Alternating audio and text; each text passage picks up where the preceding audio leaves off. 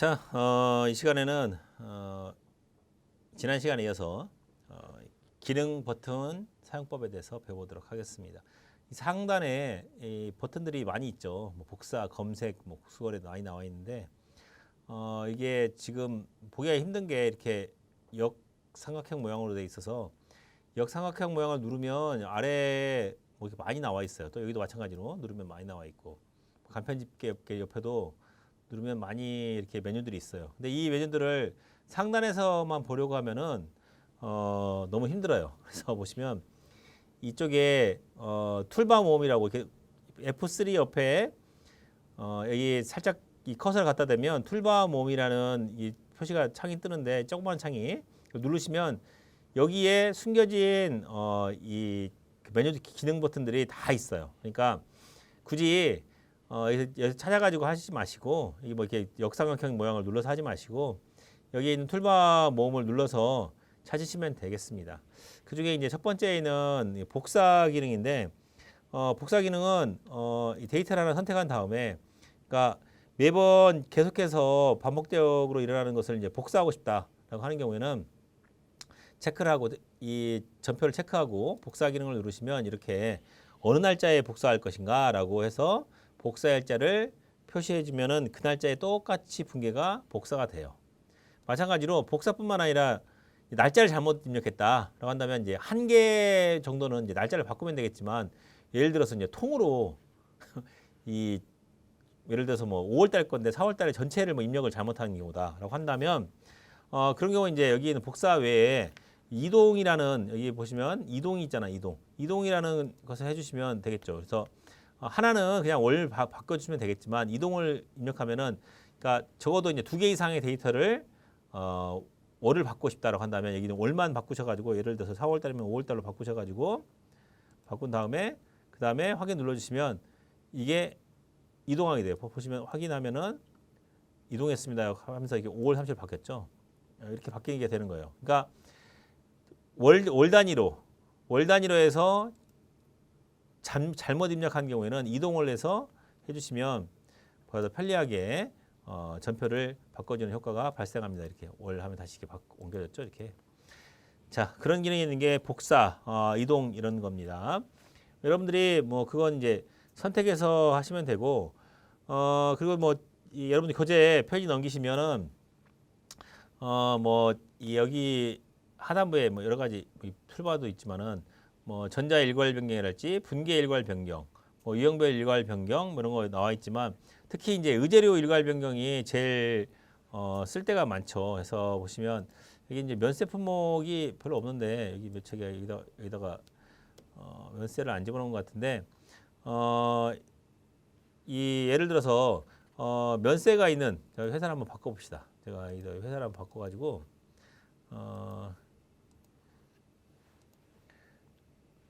매매 전표 입력에서 이 면세 이렇게 면세 품목이 있다라고 한다면 이 면세 품목을 한꺼번에 바꾸고 싶다라고 한다면 여기 나와 있는 의제료 일괄 변경 해가지고 뭐 의제 매입해서 공제율을 집어넣어서 변경 실행해서 눌러주시면 전부 다 이렇게 분계가 옆에 이쪽에 대차 차익 옆에 보시면 매입이고 의제 표시가 되면서 분계를 한번 보시면 이렇게 금액이 원재료 금액이 쪼개져 가지고 부가세 대금과 쪼개지는 거예요. 원래는 그냥 면세만 있을 때는 외상매입금, 원재료 두 개만 있었는데 이 의제료 설정함으로 인해서 원재료 금액에서 일부가 부가세 대금으로 바뀌는 거예요. 왜냐하면 이 의제매입세 공제는 사실은 부가세 대금이 아닌데 부가세 공제를 해주겠다는 의미이기 때문에 원재료가 줄어들고 원재료의 금액이 줄어들고 이 금액이 줄어들고 부가세 대금이 생기는 거니까 부가세 예수금과 상기하는 부가세 대금이 생기는 거니까 그런 내용이 나와 있어요. 이렇게 하지 않으려면은 여기에 원래대로 되돌려서 하려면은 책에 하단부에 보시는 것처럼 예전에 이제 고전적인 방법을 하려면은 이 원재료를 F6 여기 보시면 이 적용해서 F2 코드 적용해서 6번 의제매입세 공제신고서 자동 반영분 해서 해주셔야 돼요. 그러면 이제 예전처럼 일괄로 변경되는 게 아니라 하나하나 건별로 해가지고 6번에 있는 의제매입세 공제신고서 자동 반영분으로 해주셔야지 의제매입세액이 공제가 됩니다. 책의 내용에도 그런 내용이 나와 있어. 책 내용 잠깐 볼까요? 활용 팁에서 의제매입세 공제 대상인 계산서나 카드는 이와 같은 방법으로 의제매입세 공제 대상을 표시해주거나 하단 전표에 고정 적요인 이렇게 이 6번에 적요의 6번에서 자동 분용으로 해주시면 의제매입 신고 자동 신고서에 자동으로 불러온다라고 되어 있으니까 원래 이렇게만 반영되어 있던 것을 지금 쪼개진 거죠. 이렇게 반영된 게 이게 대금과 원재료 쪼개진 거니까 그 점을 활용해 주시면 되겠습니다. 자, 다시 이제 메뉴 중에서 이제 또 뭐가 있냐 보시면 자, 내려서 보시면 메뉴 중에 검색 기능이 있어요. 검색 기능은 지금은 이제 이 검색 창에 검색 입력 조건이 뜨는데 이렇게 그 입력하는 전표 찾고 뭐 이럴 때는 사실은 그렇게 중요성을 못 느껴요. 근데 나중에 여러분들이 이제 통장을 입력한다든지 혹은 뭐 이렇게 절산을 한다든지 할 때 어떤 전표를 찾고 싶은데 전표를 일일이 다 일련 걸 들여다보기 힘들면 이렇게 검색 기능을 사용해서 거래처별로 찾는다든지 혹은 여기 나온 것처럼 뭐 금액 대비 공가액이 얼마인 금액별로 찾는다든지 혹은 부가세 금액이 얼마인지 찾는다든지 이런 식으로 해서 찾을 수가 있어요. 그래서 분계 혹은 분계 유형에 찾는다든지 혹은 그렇지 않고 입력한 매출이면 매출의 세금계산 중에 과세 이용을 찾는다든지 이렇게 찾는 거를 할 때 편리해요. 근데 이런 거 정도는 뒤에 여기에 아까 이전 시간에 잠깐 설명해 드린 것처럼 탭화면 설정을 통해서 볼 수가 있다는 거예요. 그래서 탭화면 설정을 내가 마음대로 바꿀 수가 있어요. 제가 여기 나온 것처럼 바로 이어서 이제 탭화면 설정을 보시면 여기서 매출 과세, 뭐 카과, 면세 이렇게 되어 있는데 이거를 내가 바꾸고 싶어요. 카과가 아니라 나는 사실은 매출 뭐 수출을 본다든지 매출 수출을 보고 싶어라고 한다면 여기 지금 매출 면세로 되어 있지만 매출 수출을 바뀌게 되거나 혹은 매입 과세, 매입 카과가 되어 있는데 나의 매입 카과 대신에 매입 면세 대신에 아래에 있는 매입 면세 대신에 나는 매입 몇 건이 보고 싶어라고 한다면 확인 바꿔주시면 이런 식으로 내가 바꿔지게 돼요. 이 탭을 내가 마음대로 바꿀 수가 있다는 거예요. 그래서 여러분들이 이 탭 화면 설정을 이용하시면 여러분들이 화면을 여러분들이 마음대로 구성을 할 수가 있어요. 부가세 유형을 구성하셔가지고 여러분들이 보기 좋게 여러분이 보기 자료를 구성할 수 있으니까 그 점을 활용하시면 되겠습니다. 아까 검색 보다가 바로 넘어왔는데 검색에서도 뭐 여러 가지 검색이 있어요. 뭐 중복 검색, 그다음에 뭐 대차 차익 검색, 뭐 거래처명 검색, 메모 검색이 있는데 뭐 그것은 이제 굳이 검색을 다 누르라고 할 필요 없이 이거 하나만 눌러서 중복 검색을 본다든지 할 수 있고 중복 검색은 굳이 누르지 않아도 이 창을 끌 때 중복된 게 있다고 뜨고 뭐 보시겠습니까? 라고 물어보니까 그걸 활용하시면 되겠습니다.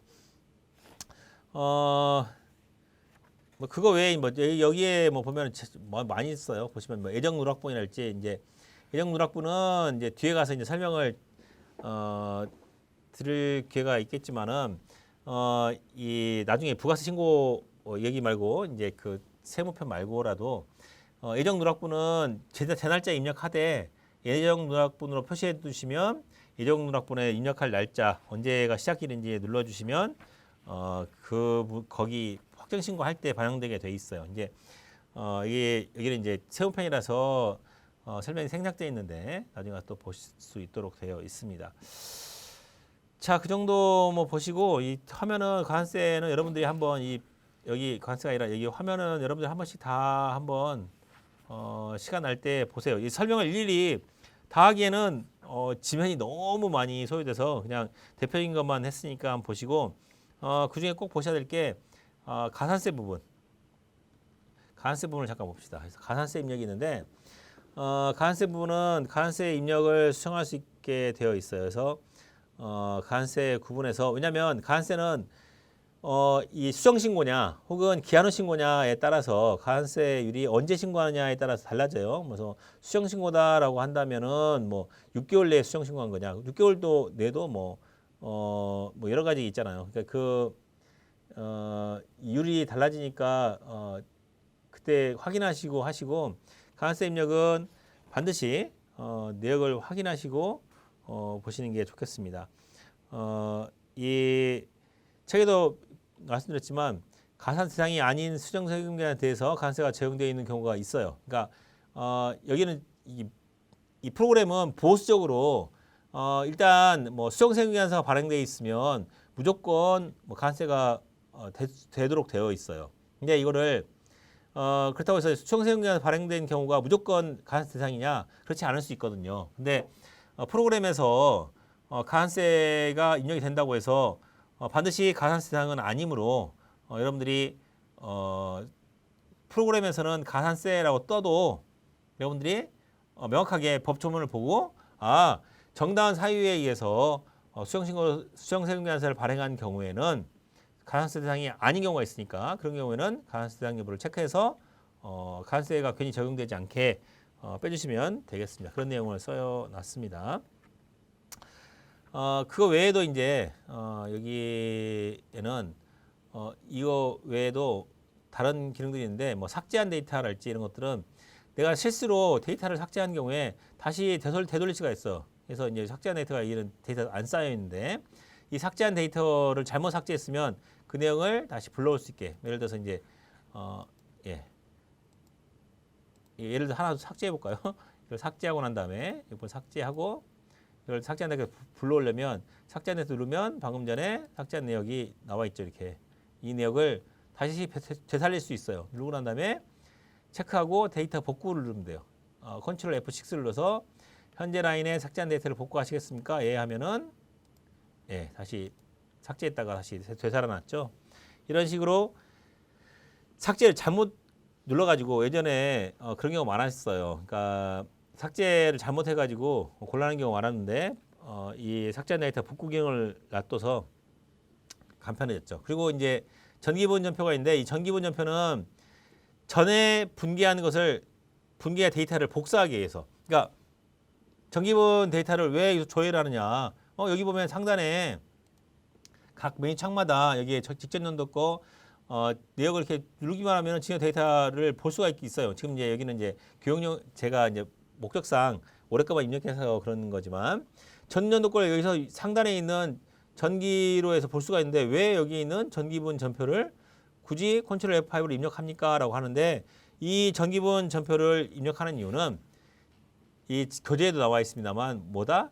나온 것처럼 전기분 전표를 입력하면은 12월 매출세금 계산서랄지 전년도에 있던 분계를 복사를 할 수가 있어요. 똑같은 내용을 똑같이 복사할 수가 있기 때문에 전기분 전표를 조회해가지고 전기분 전표를 조회해서 올해 거 2021년이니까 2020년 거 전표를 조회해서 복사해가지고 우리 2021년도의 전표에다가 그대로 붙여넣을 수 있기 때문에 그런 기능을 사용하라고 전기분 전표가 있는 거예요.